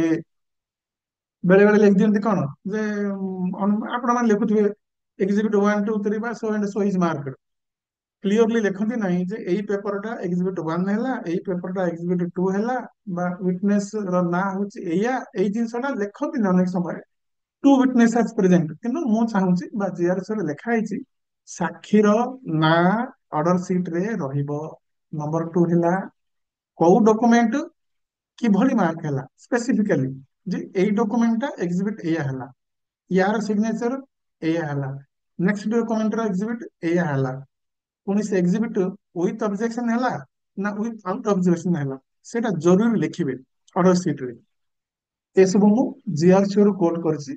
ଏବଂ ତା ପାଇଁ ମଧ୍ୟ ଗୋଟେ ନେକ୍ସଟ ଗୋଟେ ସାମ୍ପଲ ତିଆରି କରିଛି। ଏଇ ସାମ୍ପଲରେ ମୁଁ ଯେମିତି ଲେଖିଛି ଯେ ଏଇ ଏକ୍ଜିବିଟ ଅମକ ହେଲା ଏଫଆଇଆର, ଏକ୍ଜିବିଟ ଏଇଆ ହେଲା ତାଙ୍କର ସିଜର ଲିଷ୍ଟ, ଯେ କୋଉ କୋଉ ସାକ୍ଷୀ ଆସିଥିଲେ, କୋଉ ସାକ୍ଷୀ P11 ହେଲା, କୋଉ ସାକ୍ଷୀ P22 ହେଲା, ଏବଂ ଏସବୁ ମାନେ ଏସବୁ ରହିଲା। ତା ସହିତ ମୁଁ ଲେଖିଛି ତଳେ ଯେ କେସ୍ ଟା ନେକ୍ସଟ ଡେଟ୍ କୁ ଏଡଜର୍ନମେଣ୍ଟ ହେଲା, କାହିଁକି ଏଡଜର୍ନମେଣ୍ଟ ହେଲା, ତାର ଗ୍ରାଉଣ୍ଡ କଣ। ଏତିକି ଲିଖିଦେଲେ ଭେରି କ୍ଲିୟର, ଜଣେ ଦେଖିକି ଜାଣିଦବ ଯେ ଆଜିର କଣ କେସ୍ ଟା କଣ ପାଇଁ ପ୍ରୋସିଡିଂ ଥିଲା, ଆଜିର ଡେଭଲପମେଣ୍ଟ କଣ ହେଲା, ଏବଂ କେସ୍ ର ନେକ୍ସଟ ପ୍ରୋସେସ କଣ ହବ, କଣ ସବୁ ରହିଲା। ଆ ଦେହରେ ଆପଣ ମାନେ ଦେଖନ୍ତୁ କ୍ଲିୟରଲି ଲେଖା ହେଇଛି ଯେ ପ୍ରୋସିକ୍ୟୁସନ ସାକ୍ଷୀ ଆଣିବ, ସମନ ଇସ୍ୟୁ କରାଯିବ, ପ୍ରୋସିକ୍ୟୁସନ ଡକୁମେଣ୍ଟ ଆଣିକି ଦବ, କେବେ ଆଣିକି ଦବ, କ୍ଲିୟରଲି ଲେଖା ହେଇଥିବ। ତାହିଁରେ କିଛି ଏମ୍ବିଗୁଇଟି ରହିବା ଦରକାର ନାହିଁ, ଯେ ଯେମିତିକି ଜଣେ କନଫ୍ୟୁଜ ହବ ଯେ କେବେ ଦେବି, କଣ ଦେବି, କିଛି ରହିବା ଦରକାର ନାହିଁ। କ୍ଲିୟର ମାନେ ଅପରେଟିଭ ପାର୍ଟ ହଉଛି ଲାଷ୍ଟ। ଆ ଦେହରେ ଆପଣ ମାନେ କ୍ଲିୟର କରିବେ ଯେ କୋଉ ସାକ୍ଷୀକୁ ସମନ ହବ, କେସ୍ କେବେ ପୋଷ୍ଟିଂ ହେଲା, ପ୍ରସିକ୍ୟୁସନର ଡ୍ୟୁଟି କଣ ରହିଲା। ଯଦି ଆପଣ ଆଉ କାହାକୁ ଡାଇରେକ୍ସନ ଦଉଛନ୍ତି, ମନେ କରନ୍ତୁ ଆଜି ଗୋଟେ ସାକ୍ଷୀ ଆସିଥିଲା, ତାର ଏକ୍ସାମିନେସନ ହେଇପାରିଲାନି, ଡେଫର ହେଇଗଲା, ତାକୁ ଆପଣ ସ୍ପେସିଫିକ ଡାଇରେକ୍ସନ ଦେବେ ଯେ ତମେ ନେକ୍ସଟ ଡେଟ ରେ ଏତିକି ସମୟରେ ପହଞ୍ଚିବ। ସେଇ ଡାଇରେକ୍ସନ ଦିଆହବ, ପ୍ରିୟାର ବଣ୍ଡ ଏକ୍ଜିକ୍ୟୁଟ ହବ, ଏବଂ ଦରକାର ପଡ଼ିଲେ ମାର୍ଜିନରେ ସେ ୱିଟନେସ ସାଇନ କରିବ, ତାପରେ ସେ ତାକୁ ଛଡାଯିବ। ଏଇ ଜିନିଷ ଗୁଡାକ ଜିଆରସି ରେ ଅଛି। ତେଣୁ ବି sure that Dwija instructions R specifically କମ୍ପ୍ଲାଇଡ। ମୁଁ ସିମ୍ପଲ କରିକି ଛାଡିଛି, ଆପଣ ମାନେ କେତେବେଳେ ଦେଖନ୍ତୁ ଏଇ ଡକୁମେଣ୍ଟକୁ। ଆଚ୍ଛା ନେକ୍ସଟ ଦେଖନ୍ତୁ ଯେ କମ୍ୟୁନିଜେନ୍ସ କୋର୍ଟରୁ ଅନେକ ସମୟରେ ସେସନ କେସ୍ କମିଟମେଣ୍ଟ ହୁଏ, ଯେ ସେସନ୍ସ କେସ୍ ଗୁଡାକ ଆସିବ, ଚାର୍ଜସିଟ୍ ଦିଆ ହେଇଗଲେ ନେକ୍ସଟ ଷ୍ଟେପ୍ ହଉଛି ସେସନ୍ସ କୋର୍ଟକୁ କମିଟମେଣ୍ଟ ହେଇଯିବ। ଆପଣ ମାନେ ଅନେକ କମିଟମେଣ୍ଟ ଅର୍ଡର ଲେଖିଛନ୍ତି, କମିଟମେଣ୍ଟ ବି ହେଇଛି, ଜାଣିଛନ୍ତି, ତଥାପି ମୁଁ ତାକୁ ଆପଣଙ୍କୁ ଆଉ ଥରେ ମନେ ପକେଇ ଦଉଛି ଯେ କମିଟମେଣ୍ଟ ଅର୍ଡର ତ ଆପଣ ଲେଖନ୍ତି ଯେ ହଁ ଏଇଆ ଏକ୍ୟୁଜ ଆସିଲା, ପ୍ରୋଡ୍ୟୁସ ହେଲା, ତାକୁ ପିପି ସପ୍ଲାଇ ହେଲା, ଏସବୁ ଇତ୍ୟାଦି ଇତ୍ୟାଦି ହେଲା। କିନ୍ତୁ ତା ଦେହରେ ସ୍ପେସିଫିକାଲି ଦି ତିନିଟା ଜିନିଷ ମନେ ରଖନ୍ତୁ ଯେ whether the accused persons can engage their own counsel or need defense counsel। এটা ଆପଣ ମାନେ ଲେଖୁଛନ୍ତି, କିନ୍ତୁ ମୁଁ ଆଉ ଥରେ ରିମାଇଣ୍ଡ କରିଦେଲି ଯେ ଏଇ ଜିନିଷ ଗୁଡାକ ନିହାତି ନୋଟ କରିବେ। କୋଉ ଅର୍ଡରରେ, ଯେତେବେଳେ କି ଏକ୍ୟୁଜ ସେସନ୍ସ କୋର୍ଟକୁ କମିଟମେଣ୍ଟ ହଉଛି, ଏକଥା ଲେଖିବେ ଯେ ସେଇ ଏକ୍ୟୁଜ ସେସନ୍ସ କୋର୍ଟରେ ନିଜ ତରଫରୁ ଓକିଲ ଦେଇପାରିବ କି ନାହିଁ। ଆହୁରି ମଧ୍ୟ ଏକଥା ଲେଖିବେ ଯେ ସେସନ୍ସ କୋର୍ଟରେ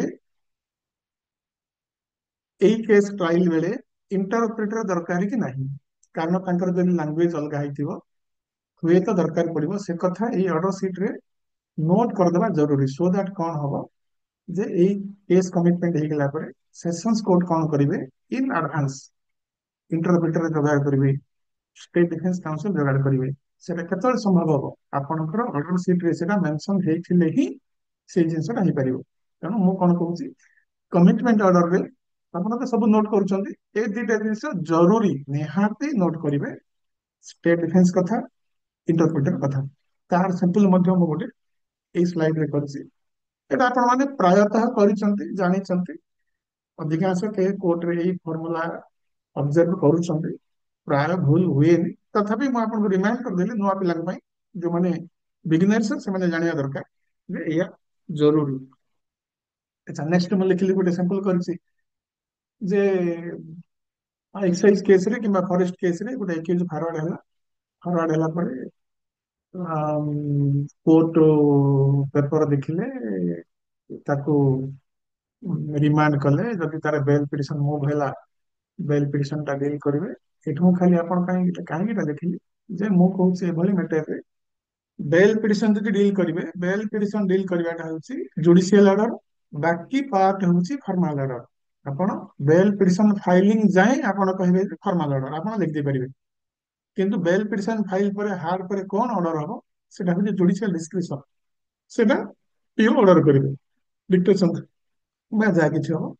ତେଣୁ ମୁଁ ଖାଲି ଡିଫରେନ୍ସିଏଟ କରିଦଉଛି, ଏଭଳି ଅର୍ଡରର ଅଧା ପାର୍ଟ ହଉଛି ଫର୍ମାଲ ଅର୍ଡର, ବାକି ଅଧା ହଉଛି ଜୁଡିସିଆଲ ଅର୍ଡର।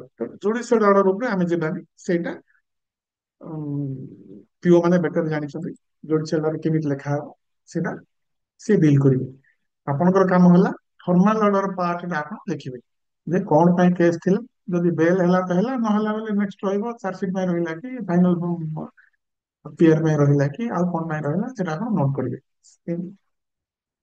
ତାର ମଧ୍ୟ ମୁଁ ଗୋଟେ ସାମ୍ପଲ ଟେ ଏଠି ବନେଇଛି, ସିମ୍ପଲ ଫର୍ମାଟ କରିଛି, ଏଟା ଆପଣ ମାନେ ଆକ୍ସେସ କରନ୍ତୁ, ଜାଣିପାରିବେ। ଆଚ୍ଛା, ବେଳେ ବେଳେ ଆପଣ ଯଦି କେବେ ଫ୍ୟାମିଲି କୋର୍ଟରେ କାମ କରିବେ, ବା ନିହାତି ଜରୁରୀ ନାହିଁ ଫ୍ୟାମିଲି କୋର୍ଟ, ଆପଣ ମାନେ ଯଦି ମାନେ କି ମାଜିଷ୍ଟ୍ରେଟ କୋର୍ଟରେ ହଉ, ସବଜଜ କୋର୍ଟରେ ହଉ, ଫ୍ୟାମିଲି କୋର୍ଟରେ ହଉ, ଏ ତିନିଟା କୋର୍ଟରେ କଣ ଆସିବ, ବେଳେ ବେଳେ ଫ୍ୟାମିଲି ଡିସ୍ପ୍ୟୁଟ ଆସିବ, ପ୍ରପର୍ଟି ଡିସ୍ପ୍ୟୁଟ ଆସିବ। ଆପଣ ମାନେ ଜାଣିଛନ୍ତି ଆପଣଙ୍କର ଯେ ସେକ୍ସନ 89 ଅଫ ଦି ସିପିସି ରେ ଅଛି, କିମ୍ବା ଆପଣଙ୍କର ସୁପ୍ରିମ କୋର୍ଟଙ୍କର ଗାଇଡ ଲାଇନ ରେ ଅଛି।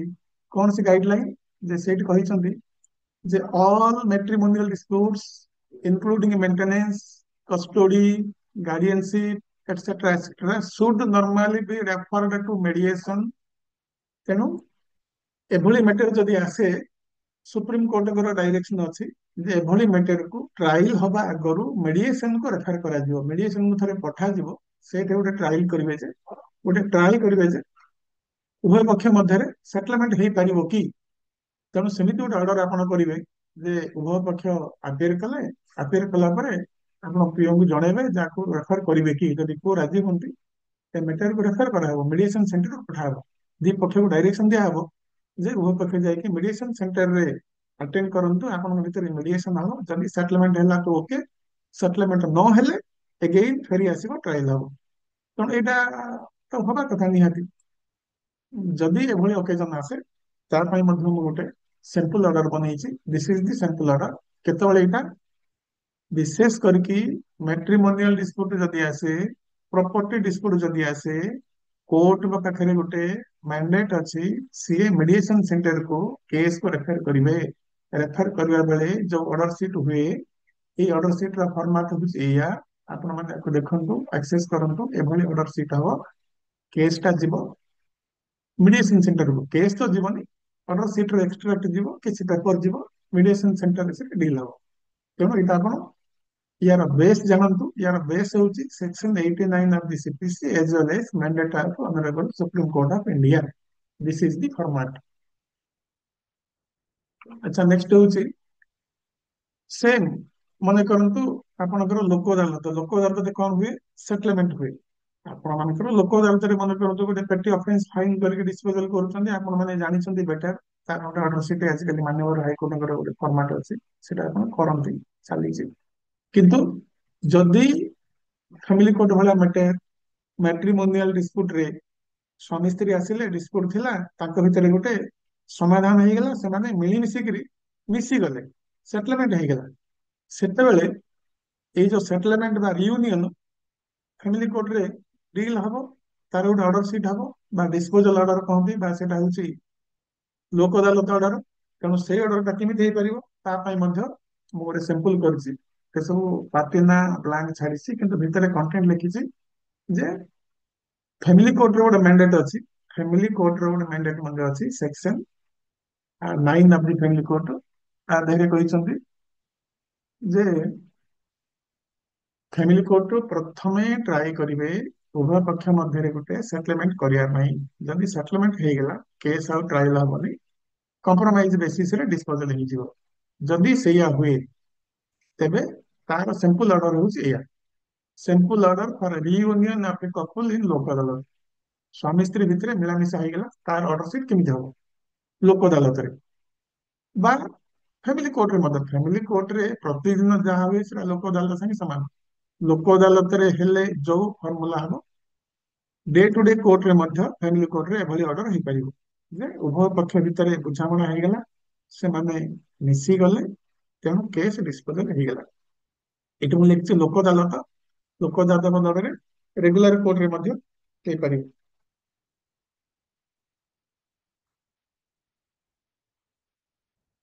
ରେଗୁଲାର କୋର୍ଟରେ ମଧ୍ୟ ଏଟା ହେଇପାରିବ। ସିମ୍ପଲ ଅର୍ଡର ହଉଛି ଏଇଆ। ଆପଣ ଚାହିଁଲେ ଛୋଟ ମୋଟ ଚେଞ୍ଜ କରିପାରିବେ, ସେମିତି କିଛି ଅସୁବିଧା ନାହିଁ। ଆକ୍ସେସ କରନ୍ତୁ। ଆଚ୍ଛା, ଏଠି ସେ ମୁଁ ଦେଖିଲି, ଏଠି ମୁଁ କହିଛି ଯେ 326 जो डरमांट फाइल ର ऑर्डर सीट रे नोट करिवे आपण मानकर एट से लिखि देखो एटा आउ थे क्लियर काई कर दूची it shall be the duty of the clerk issuing the process to note the discuss number in the order sheet ता माने मु आपण मानक स्पेसिफिक कर दूची जे एई ड्यूटी टा होची डीलिंग असिस्टेंट रो क्लर्क रो जदि ऑर्डर सीट रे से नोट टा लेखा न होला सेटा पियंकर भूल हबो कि नहीं क्लर्क रो भूल हबो तेणु क्लर्क जानिबा निहाती जरूरी जे प्रकृत रे सेटा कंप्लाई ହେଲା कि नहीं ମୁଁ ଆଉ ଥରେ ସେଇ सर्कुलर टा अच्छा एक्सेस तो सर्कुलर टा ମୁଁ ଆଉ ଥରେ ଆକ୍ସେସ କରିଦଉଛି ଏଇଠି ଅଛି ଏଇ ପାଖରେ ଅଛି ଏଇ ପାଖରେ सर्कुलर ଟା ଆପଣଙ୍କୁ ଥରେ ଦେଖେଇଥିଲି ଏଟା ଆଉ ଥରେ ମୁଁ ଶୋ କରୁଛି ଏଟା ଆପଣ ମାନେ ଦେଖିପାରିବେ सर्कुलर नंबर 13372 ଡେଟେଡ 18/9/75 ଆଚ୍ଛା ଏମିତି ଅକେଜନ କେବେ ଆସିଛି କି ଯେ ଆପଣ ମାନଙ୍କର ମନେ କରନ୍ତୁ मेंटेनेंस केस रे 128 केस रे जड़े ओपी आसला ओपी आसिक सी मेंटेनेंस दे पारलानी से ताको आपण सिविल जेल पठेदेले कोर्ट मन अच्छी 128 रे बा नुआ सीआर नुआ बीएनएसएस 144 रे गोटे प्रोविजन अच्छी जे जदि एरिया रे मेंटेनेंस से न दिए जेल जीवो मन करंतु जने ओपी आसला जेल गला अच्छा जेल रु फेरिक आसला जेल रु फेरिक आसीबा परे कौन हम केस तो सरीबनी जेल रु फेरिक आसिले केस सरीबनी कारण से एरिया मेंटेनेंस देई नाही जेतोळे पर्यंत एरिया मेंटेनेंस देई नाही केस सरीब नाही जेल गले भी से केस पुणी लिंगर हबो अच्छा कौन पे लिंगर हबो एनी हाउ कोर्ट चाहिए ता ठारू टंका आदाय करिया पई तार मोभेबल किंबा इमोभेबल प्रॉपर्टी थिले अटैचमेंट पई 421 बी सीआरपीसी रे वारंट जीवो अच्छा सेतेबेले आपनकर ऑर्डर सीट केमिति हबो तार गोटे सैंपल मुझे देइछि जे एई सैंपल रो मेन उद्देश्य होछि एठी आपण गोटे नोट करिवे जे sentencing a person to civil jail is only a mode of enforcement but not a mode of satisfaction माने ऑर्डर सीट रे कथा आपण जरूरी लिखिबे जे एई लोक जो जेल गला एई जेल टा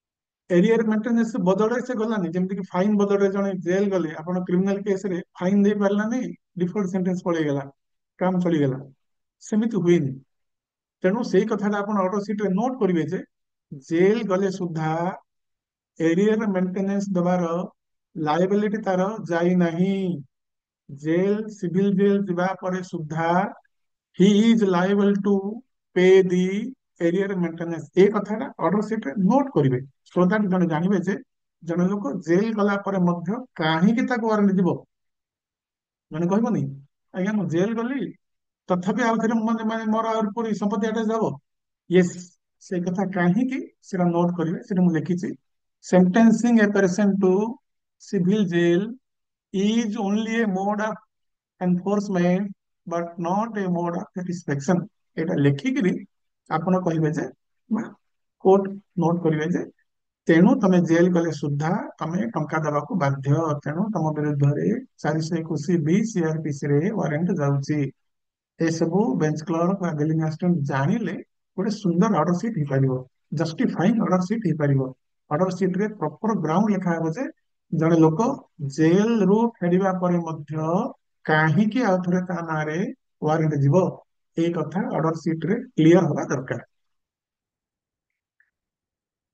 अच्छा ए सब मोटामोटी मेन है आपण माने ऑर्डर सीट लिखुचंती तथापि मो गोटे कंक्लूजन रे कहूची जे ऑर्डर सीट रे एक्यूरेसी मेंटेन करिवे क्लैरिटी मेंटेन करिवे कंप्लीटनेस मेंटेन करिवे लेंदी हवा दरकार नहीं लेंदी बेले बेले जते बेले निहाती दरकार लेंदी हवा किंतु ट्राई करिवे संक्षिप्त करिया पई आउ जते क्लॉज यूज करिवे ट्राई करंतु लीगल क्लॉज सब यूज करिवे लीगल लीगल डिक्शनरी रे हमर जो क्लॉज अछि प्रोसिक्यूशन डिफेंस पीडब्ल्यू ये सब यूज करंतु अन्यान्य लैंग्वेज ऑर्नामेंटल लैंग्वेज यूज करंती नहीं आमे करू नाहु तथापि एटा आपण मान न्यू कमर मान गोटे गाइडलाइन सबुठ इंपोर्टेंट होची speaking order with clarity in the जिनसा with clarity in the operative part of the order सब बेले ऑर्डर सीट मेंटेन कला बेले शेष भागरे क्लियरली मेंशन करिवे जे एग्जैक्टली केस टा नेक्स्ट डेट रे कौन ପାଇଁ ରହିଲା ଏବଂ କାହାକୁ କଣ डायरेक्शन दिया होची प्रोसिक्यूशन कौन करिवे एटीपी कौन करिवे समन काहाକୁ इश्यू हबो को तारीख को ରହିଲା को साक्षी आसीबे क्लियरली मेंशन हो डॉक्यूमेंट जदी किए आनिबो किए डॉक्यूमेंट आनिबो केबे आनिबो जदी कॉस्ट दबो किए दबो केते दबो काहाକୁ दबो क्लियरली सब मेंशन हो ताको कहंती clarity in the operative part एटा दरकार एटा क्लियर रहिले जने जदी आपण गोटे रेकर्ड डील करी पळेइ गेले जने नुआ पिला आसिला से कोन करिवो लास्ट ऑर्डर शीट देखिवो जने जेमिति के लास्ट ऑर्डर शीट देखि के जानि देबो जे ताको विशेष ଆଉ केस ओल्टेवा दरकार नै शेष ऑर्डर शीट रो ऑपरेटिव पार्ट देखि के जानि देबो जे केस टा कोन पई थिला से कोन करबो से जिंसटा को next order sheet row first part जानिबो ताको इजी ही जीवो केस टा कोन पई थिला आज कोन हबो नेक्स्ट डेट रे कोन हबो सेटा केते बेले क्लियर हबो आपण जदी ऑर्डर शीट रो थर्ड पार्ट रे ऑपरेटिव पार्ट टा क्लियरली लिखिबे क्लियरली लिखिले बाकी जिनिस सिस्टमैटिक चलिबो एटा आपण माने बोधे लिखुचंदी तथापि मु गोटे आपण माने माइंड बा जो माने न्यू कमर ताका पई गोटे एटा गाइडलाइन मोटा मोटी आजिर क्लास रो सारांश एटा तेणु बोधे तो आपण मानकर 6टा हो गला आ पेशेंस नथियो काहे बसिया पई तथापि आपण माने मु डॉक्यूमेंट पठाउछि ए डॉक्यूमेंट आपण माने पढंतु जदि कोनो डाउट लागिला डिस्कशन करंतु मो पई क्वेश्चन तैयारी करंतु क्वेश्चन पचेरा पई मोर ईमेल अच्छी नंबर अच्छी व्हाट्सएप अच्छी तेणु जेकोसी क्वेश्चन पचारतु निज निज भितर डिस्कशन करंतु आउ कोन जदि आपण पाखरे नुआ आइडिया अछि दियंतु भलो हबो तेणु आजिर क्लास एतिके क्लोज कर दबा तथापि क्लास क्लोज करबा आगर मु टिके आपण मान हिंट दोछि जे आपण मान जस्ट जानंतु जे मु गोटे आर्टिकल मोर गोटे इंग्लिश विकिपीडिया रे पब्लिश हेजी जदि केतबे आपण चांस पाइबे ए मु लिखिबा आर्टिकल टा this has been published in English Wikipedia एटा केतबे जदि चांस पाइबे एटा पढंतु एटा अवश्य केवल हेड क्लर्क कैडर पिला पढ़िले बुझी पारिबे तथापि रेफरेंस टा मु दोछि जानंतु this has been published in English Wikipedia with reference एते बडा रेफरेंस मु कलेक्शन करछि आई हैव कलेक्टेड 16 रेफरेंसेस ए तेणु एटा गोटे गुड आर्टिकल हम जानिबा पई चाहिले पढंतु सेमिति मोर सेकंड होछि मोर आगोटे आर्टिकल पब्लिश हेछि place of suing under civil procedure code मोर आगोटे लीगल सर्विसेज अथॉरिटी रे मोर बाय एचपी शतपथी एटी मोर गोटे एटा एटा पब्लिश हेछि रिटन बाय तो एटा जदि को माने पढिया पई चाहछन एटा भी पढंतु अवश्य एटा सिविल मैटर गुडा तथापि को माने जदि इंटरेस्टेड से place of suing under civil procedure code एटा मध्य मोर इंग्लिश मैगजीन रे पब्लिश हेछि जदि को माने चाहछन आग पढंतु यार लिंक मो डॉक्यूमेंट रे देछि नेक्स्ट होछि मोर आगोटे यूजर पेज अछि सेटा बोधे हमर जानि थिबे आपण माने जे मोर गोटे यूजर पेज मो ओडिया रे भी किछि कलेक्शन करछि कारण ओडिया रे जदि आपण किछि जानिया पय ऑनलाइन रे ए पेज मध्य मोर अवेलेबल अछि जदि को माने चाहछन ओडिया रे मो अनेक तथ्य लिखिछि पाखा पाखी मु 800 पेज लिखिछि 800 पेज इन ओडिया ता भितरु मु खाली आपन रेफर करबी भारतीय आईन संपर्क रे एठी माने एई सब तथ्य इंग्रजी रे अछि जदि लीगल मैटर रे आपण किछि जानिया पय चाहछन ओडिया रे मने करन मिताक्षरा कोन जने जानिया पय चाहिले एठी क्लिक करले मु तारे गोटे ओडिया राइट अप करछि लीगल वर्ड्स लीगल मैटर्स